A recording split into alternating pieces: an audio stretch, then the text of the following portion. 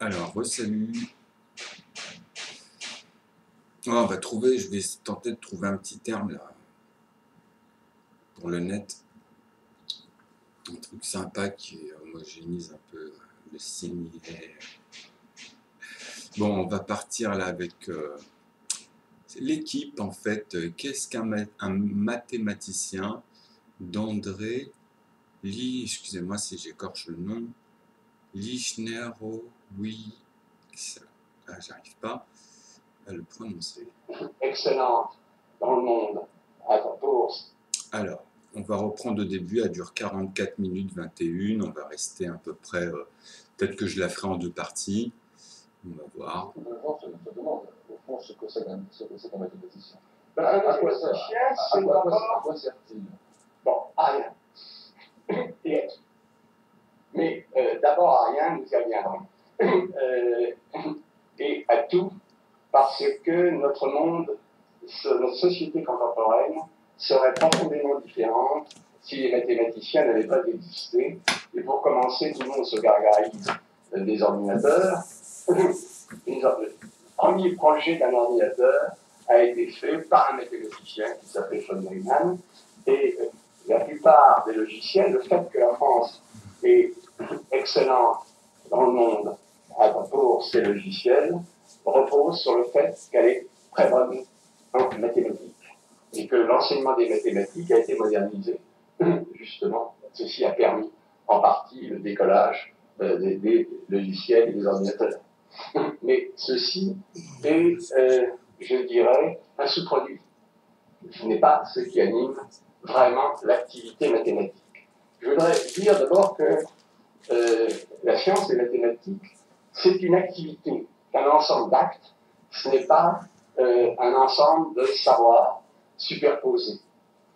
Chaque fois qu'on a une idée nouvelle, elle est en même temps, comme disait Bachelard, réorganisation de toutes les idées anciennes, ensemble. Et par conséquent, nous sommes amenés à avoir un métier qui est un métier actif. Un mathématicien, c'est d'abord un artisan. Au fond, apprenant en se cognant lui-même contre son propre esprit une humilité nécessaire. Bon, il se rêve, il est un peu artiste. Car l'activité d'un mathématicien, je pense que si les collègues de neurophysiologie prenaient l'électroencéphalogramme, ils ne verraient aucune différence entre un mathématicien travaillant et un compositeur de musique, par exemple. C'est le même type d'activité. Qu'est-ce qui fait qu'on devient mathématicien? Est-ce qu'il n'y a pas là... Alors, voilà, là, à chaque question, je vais couper un peu de temps en temps. Donc en fait, moi, je vais revenir sur une chose, vous allez voir, d'ailleurs, on va le ressentir tout au long de cette présentation.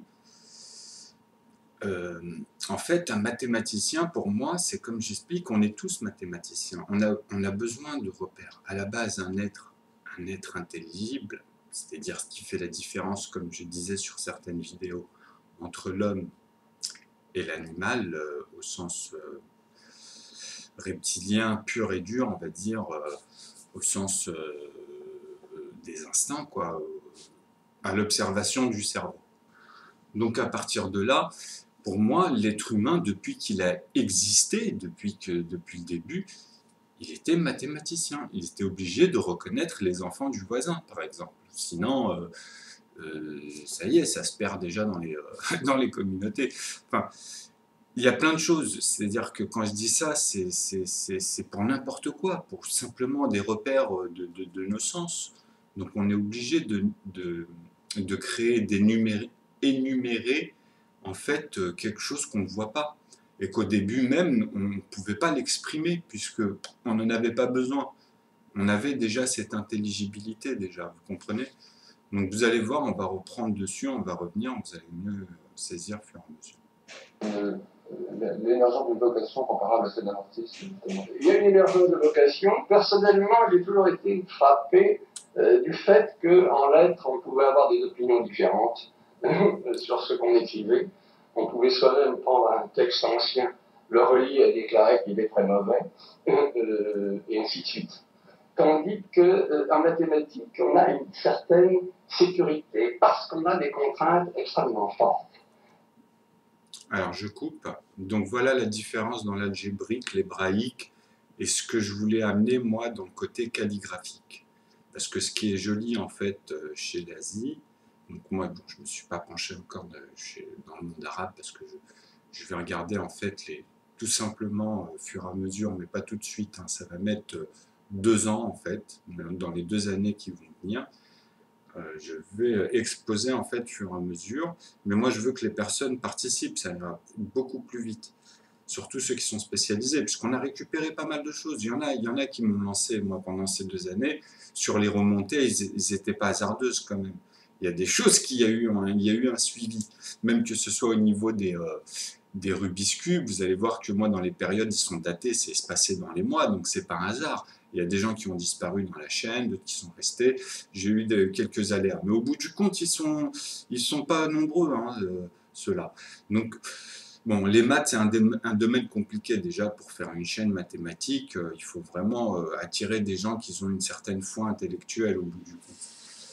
Donc Daniel était très bien pour ça, puisque c'était quelqu'un qui a déclenché justement cette singularité qui a amené à même quelqu'un qui n'a pas de notion de base, on va dire, à observer les textes et à suivre au moins ce qui lui nourrit dans son imagination, et à partir de là se dire, bah tiens, ça a l'air intéressant ce qu'il nous met quand même, parce que l'air de rien, là ça commence à converser, vous voyez, et à prendre des formes.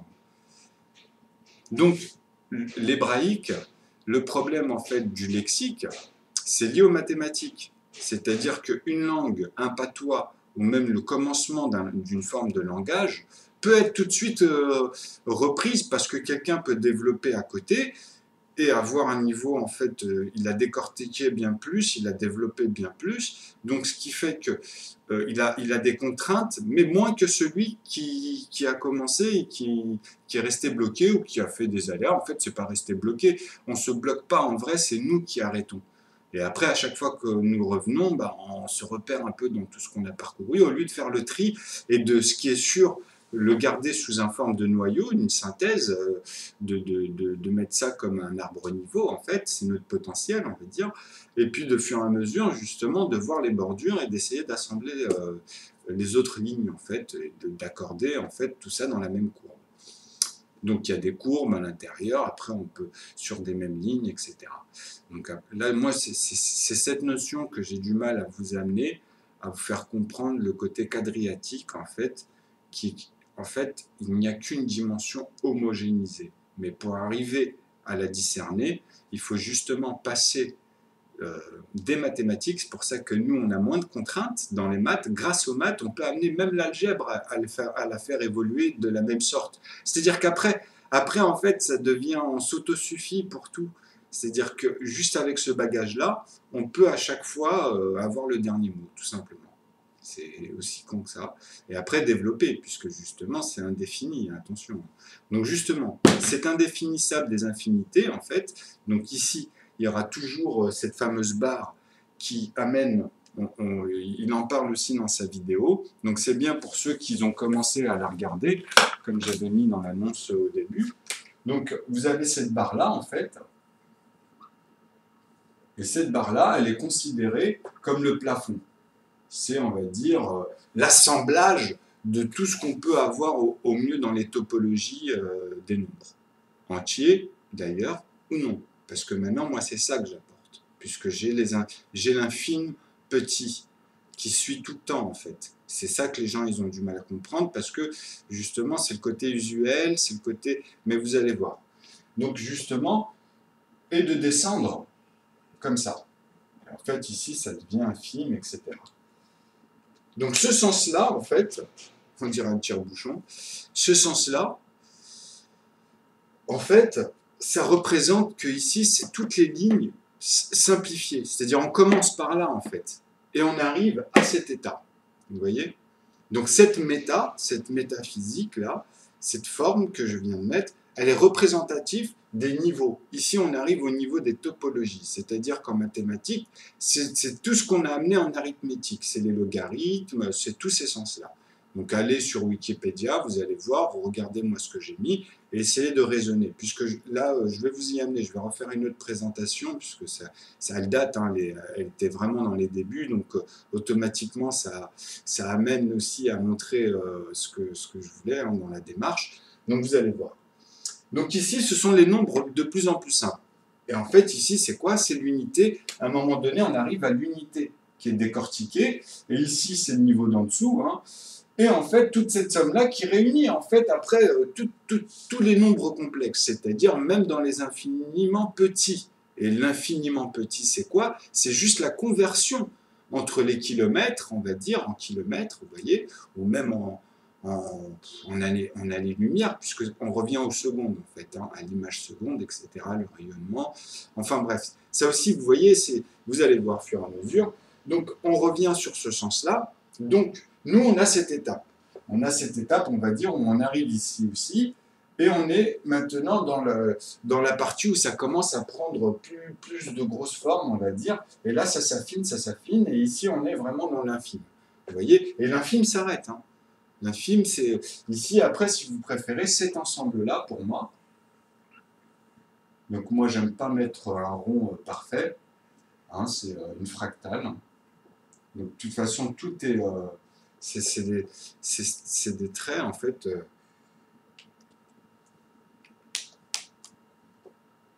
Donc voilà, ici on est dans les nombres complexes, et là c'est des niveaux. Ça, les barres ici, ça sont représentatives de niveaux. Donc là c'est une image. Mais par contre ça, et le fameux tire-bouchon, où vous avez vraiment au début des grandes allées comme ça, et après ça s'affine. Donc ça c'est vraiment le sens de la topologie des nombres, en fait, des calculs, etc., de la courbe. Hein. Donc ça c'est comme l'ADN des nombres, quelque part. Donc là on va venir là-dessus. Donc on part du plus simple parce que le but en fait de comprendre c'est que chacun part d'une unité, on part de 1, hein, c'est pour ça qu'on parle de l'unicité aussi. Donc c'est toujours ce 1 là et après amener en fait à créer en fait cette ligne ininterrompue qui au bout du compte comme une araignée ou une quelconque profondeur, on va imaginer une araignée plus complexe, qui garde toujours ce même fil et qui vous fait en fait des formes qui sont mesurées. Donc moi, je pars toujours du principe de 1 cm pour simplifier en même temps. Parce que, justement, c'est l'unité le plus pratique scientifiquement, physiquement, et même pour l'usuel, en fait, et amener ça, justement, à des applications. Donc, on continue. Et que, comme je l'ai dit tout à l'heure, on se colle et on se fait mal. Donc voilà, je voulais finir aussi à bien comprendre que l'algèbre, c'est des codes. Hein. Le côté lexique, c'est vraiment le côté code, c'est les gens qui commencent à s'exprimer. C'est le côté calligraphie, c'est le côté on va faire quelque chose. On va illustrer un événement. Voilà, il va y avoir un événement. Donc après, au fur et à mesure, on rentrera dans des termes. Mais voilà. Donc après, on passe au conjugué. Et les conjugués, c'est les maths. C'est-à-dire, c'est ce que nous, on est restreint dans les maths. Donc le conjugué aussi, ça vous restreint justement, comme dans les mathématiques, à garder que le sens pur et dur. Mais le problème, c'est comme je disais, c'est qu'aujourd'hui, malgré tous les événements qu'il y a eu, etc., qui sont très positifs dans les mathématiques, dans l'intelligibilité, dans les applications, tout ce qu'on a découvert à côté, bah justement, dans les écoles, ils sont restés dans des erreurs. Parce que quand on arrive à un très haut niveau, à un moment donné, on peut faire passer en fait de manière justement scientifique une chose et qui en fait elle a un petit problème. C'est pour ça qu'il faut très bien distinguer le fait de rapporter des choses qui ne sont pas finies. Donc à partir de là, bien sûr, on spécule, on traite, on amène au réel, hein, mais pas avant ça. Donc maintenant, si on a amené au réel une chose comme le point carré, qui est complètement en fait une grosse erreur, puisque maintenant ils sont dans les sigmas, vous voyez, je reviens toujours dessus parce que c'est vraiment un problème ça. Donc après, j'ai fait des vidéos, c'est vrai que j'étais pas encore au point au niveau des termes techniques, mais bon, comme je vous ai dit sur les vidéos, pour moi, c'est vite fait après, hein, puisque moi j'ai tout dans les calculs. Donc moi, je vois tout l'ensemble déjà. J'ai l'infime petit, je les traite tous, et je le faisais depuis longtemps. Puisque moi, Mike, même en dernier, et bien d'autres que j'ai pas revus depuis des années, ceux que je m'en souviens, je les embrouillais des fois, puisque sur des tours de magie, sur n'importe quoi, j'arrivais toujours à les embrouiller, puisqu'ils n'arrivaient pas à suivre, en fait, finalement, mais ils voyaient que j'y arrivais.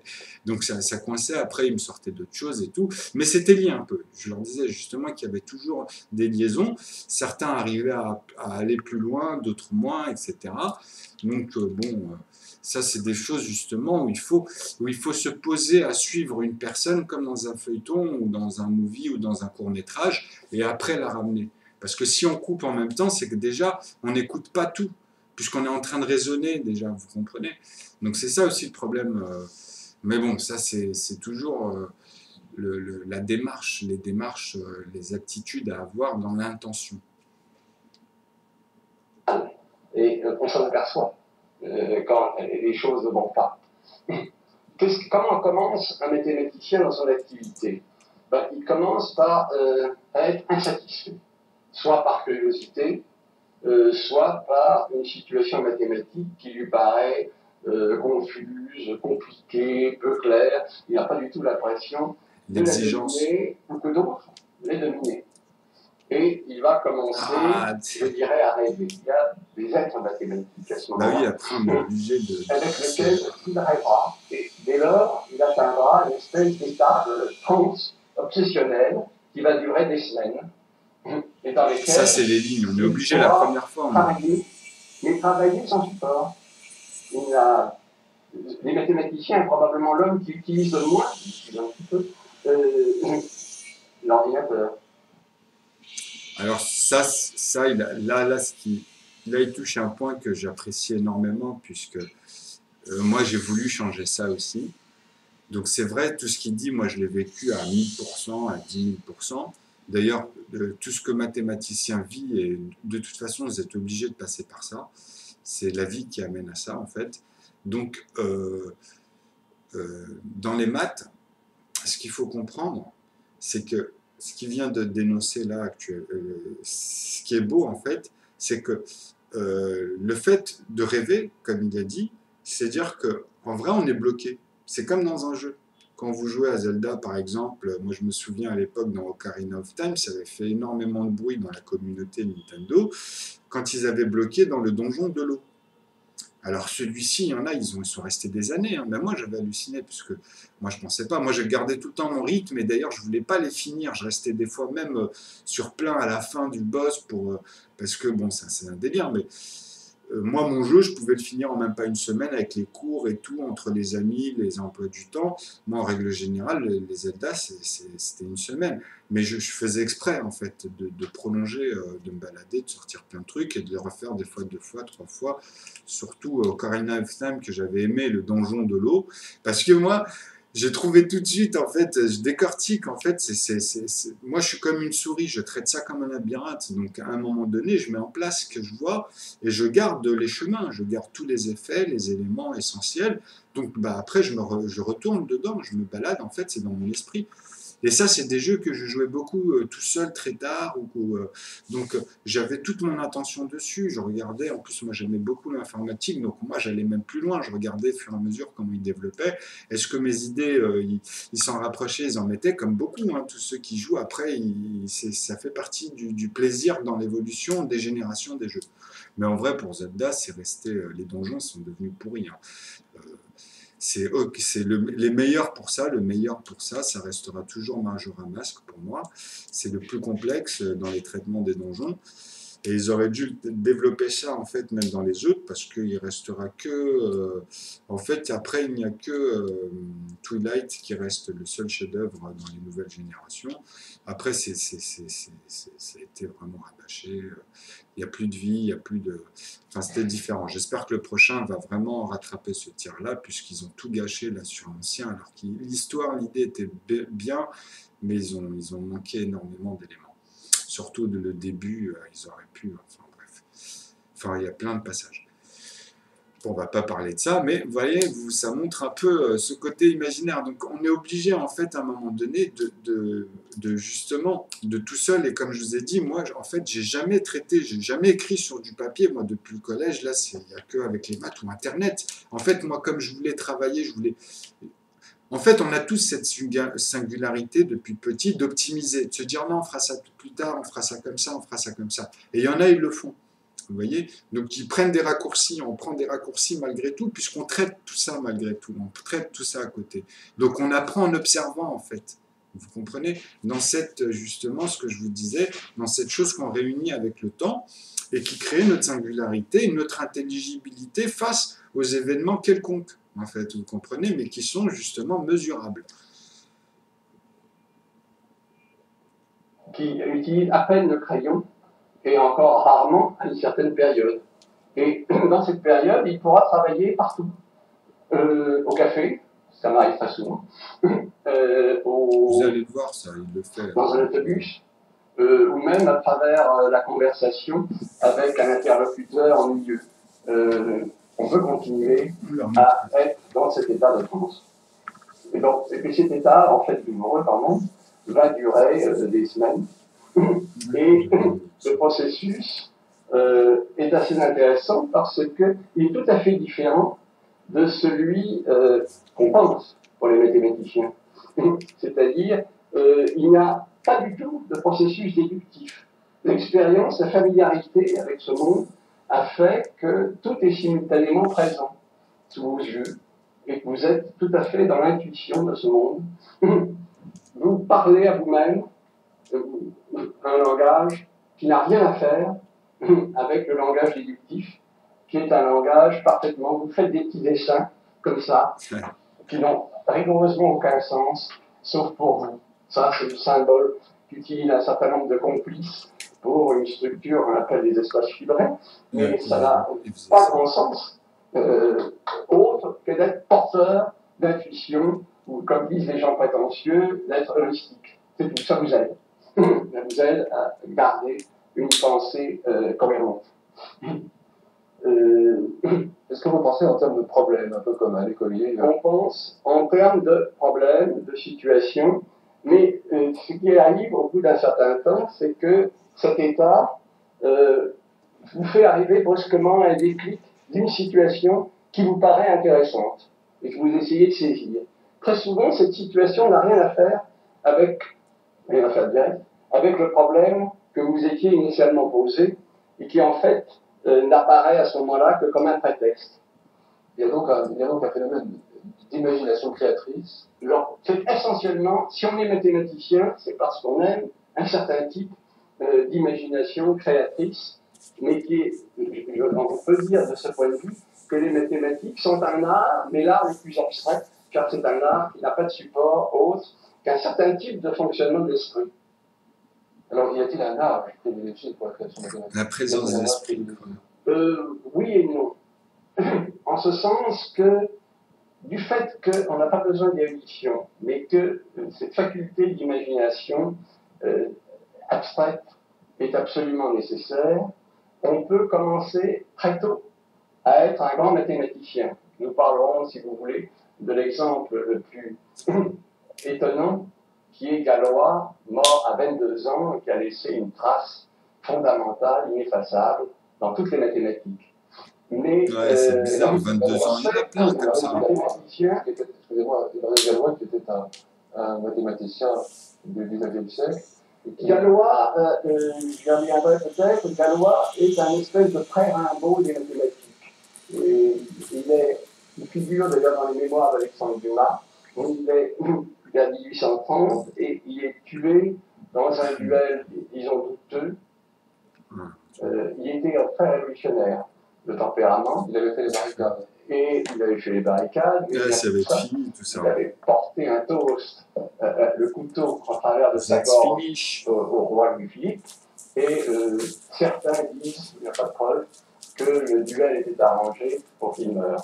Mais il y a de grands mathématiciens qui font une œuvre majeure à 68 ans, 70 ans.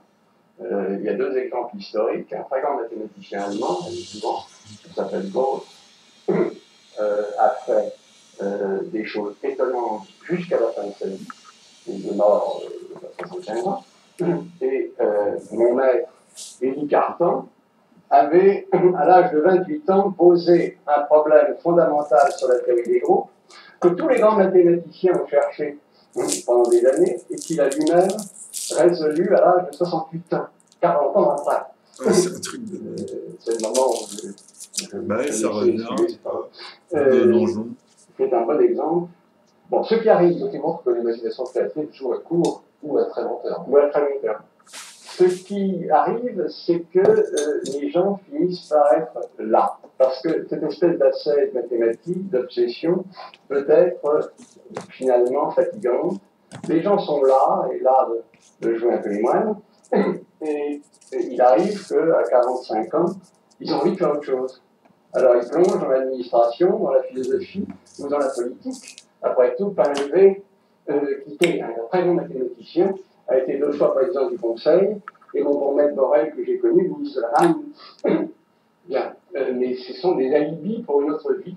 C'est en fait l'intérêt, l'enthousiasme qui a disparu, et non pas probablement les facultés vraiment. Est-ce qu'on pourrait pas dire Bah, quelques mots du rôle de l'erreur en mathématiques, À la tombe. dans le processus de découverte mathématique? L'erreur est très importante. Nous nous trompons tous. Nous passons notre temps à nous tromper. Parce que, et à être à certains moments dans cet état Bah, on désagréable. reprend la formule après, on nous remet. C'est très désagréable pour un mathématicien de vivre 2 ou 3 jours en état de contradiction. Pour les élèves, l'erreur, c'est une fonction, c'est la faute. Il peut avoir de l'herpès. Non, En vérité, il existe une fonction positive de l'erreur. il existe une fonction positive de l'erreur, et d'abord de savoir la Des reconnaître. fois, quand on joue à la contrariété, même un personnage, on peut l'avoir. Hein. C'est de ne Il pas suffit les de avoir reconnus prendre le et rôle. analysés comme tels. Il y a également des erreurs dues à des fausses évidences. Ah, le pouvoir de l'esprit. Si on prend de la géométrie élémentaire, il arrive que quand on raisonne, non pas grâce aux figures, mais sur les figures, si la figure n'a pas été bien faite, à déformer la situation de manière trop grave, alors une soi-disant évidence est source d'erreur. Est-ce que vous-même, par exemple, vous avez des souvenirs d'avoir des souvenirs cuisants d'erreurs Oh, j'en ai quotidiennement. J'en ai quotidiennement. C'est pour ça que ça vous rappelle une humilité certaine. Bien. D'autre part, je ne vais pas assez insister sur le fait qu'une partie de ce travail est vraiment du rêve, et même quelquefois du rêve vrai.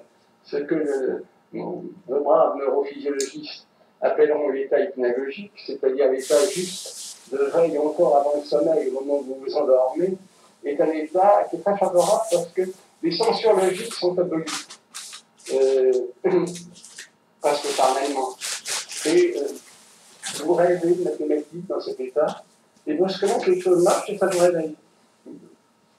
Inversement, quand je me suis marié, la fiancée a été voir la femme d'un collègue, qui lui a dit, vous savez, le plus difficile pour une femme de mathématicien, c'est de distinguer un mathématicien qui travaille et un mathématicien qui dort. Quelquefois, d'ailleurs, on passe continuellement d'un état à l'autre. Mais est-ce que pendant le vrai sommeil, Ça me fait rigoler, ça me fait réagir parce que moi, à un moment donné, justement, c'est en pleine nuit, quelque chose m'a réveillé. Et c'est là que je me suis dit, bah, je vais exposer ça sur Internet. C'est comme ça que ça a commencé. C'est une pleine nuit, quelque chose m'a poussé à vraiment à le faire. Quoi. C'est vraiment le phénomène qu'il a décrit, sauf que bon, moi, je n'étais pas marié ou quoi que ce soit, mais voilà. le cerveau du mathématicien... Ça a été le déclencheur de la synthèse, mais etc. généralement très mal. Très mal. Vous ne vous réveillez pas comme Victor Hugo pour résoudre les équations. Non, vraiment pas. Généralement, on rêve qu'on a trouvé la solution qu'on n'a rien trouvé. Vous, les mathématiciens, avez toujours à la bouche ce mot intérêt, intéressant. Qu'est-ce qu'un objet intéressant en mathématiques? L'intérêt, d'abord, c'est qu'il n'y a pas de réponse formalisable. On ne peut pas donner à un computer une raison de dire ça c'est intéressant, ça ne l'est pas. Il n'y a pas de règle. Autrement dit, un computer ne peut pas Il faut savoir ce qui est intéressant. faire des mathématiques. Et un computer ne peut pas faire des mathématiques. C'est pour ça qu'il Lui, il applique, quoi. ne pourra jamais faire des mathématiques, c'est pour ça que nous n'en servons pas. Bon, les seuls qui s'en servent, c'est certains collègues de théorie des nombres, d'arithmétique, pour tester des hypothèses. Il regarde sur un computer si telle suite entier a bien telle propriété ou n'a pas, des choses comme ça. Donc là, je reviens justement sur les nombres premiers, comme je vous ai dit. Donc là-dessus, là, il vient de tout dire, hein, pour ceux qui comprennent ce qui se passe sur la chaîne. Voilà, là, il vient de dénoncer un élément clé. Donc revenez dessus et vous verrez, ou parlez-en moi. De toute façon, il n'y a que ça sur la chaîne. Puisque je vous ai parlé de Calculis qu'on trouve sur Google, etc. Les photos que j'ai prises, il y en a plein d'autres que j'ai pas mis, parce que j'observe moi après simplement les communs. J'arrive tout de suite à aller dans les lignes ou dans les zones pour retomber simplement sur des nombres premiers ou d'autres, dans les multiples. Bon, justement pour voir si c'est correct en fait, tout simplement. Et je les ai bloqués puisqu'à un moment donné, ça a été ouvert jusqu'à plus de 200 nombres, 200 chiffres, pardon, 200 chiffres que j'arrivais à poser, et j'ai poussé les lignes, j'ai pris des photos et j'ai noté, et tout était noté. Donc j'ai même bloqué à l'infime un calcul. Vous mettez simplement, je crois que c'était 331, il va vous dire qu'il est trop petit à calculer, alors que c'est un nombre premier. Un côté un peu expérimental, mais ça ne leur procure que simplement le fait qu'une conjecture n'est probablement pas fausse. Ça, je peux démontrer, c'est ça, l'opération des mathématiques. Bon, on va arrêter là. Là, ça fait 30 minutes pour moi et 13, 14 presque pour lui, pour cette vidéo-là. Comme ça, je la ferai en plusieurs parties. Donc, à tout de suite. Donc là, on va rentrer dans le vif du sujet, en fait. Là, ça va commencer. C'était en fait une entrée. Là, ça va durer une demi-heure maintenant de justement d'explication.